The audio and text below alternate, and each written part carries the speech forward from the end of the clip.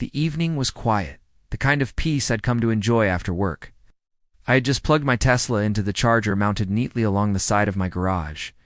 When I heard the sharp click of heels on the pavement, I turned to see Karen, our neighborhood HOA president, marching up the driveway, her ever-present clipboard tucked under one arm.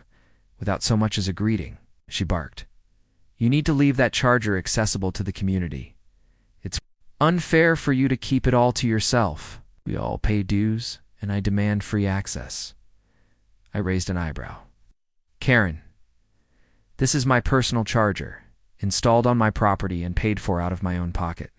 It isn't HOA property." She crossed her arms, nose tilted high. "It doesn't matter.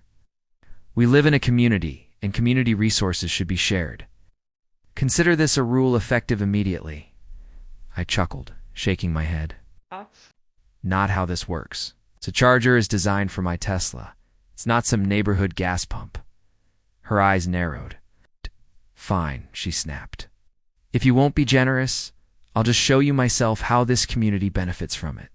Before I could react, she stormed over, yanked the charging cable from my car, and shoved it into her own Lexus's port. Sparks cracked, and the smell of burnt plastic filled the air. Karen shrieked as the charger beeped angrily, then shut itself, off to prevent further damage. The Lexus, however, wasn't so lucky. Smoke curled from the charging port, and the dashboard lights flickered ominously. "Oh my goodness." "Gah," she wailed, waving her arms.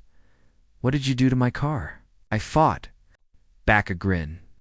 "What you did was try to plug a Tesla charger into a vehicle that isn't even compatible. I warned you it's not public property, and it's not designed for your Lexus." She stomped her foot, her face bright red.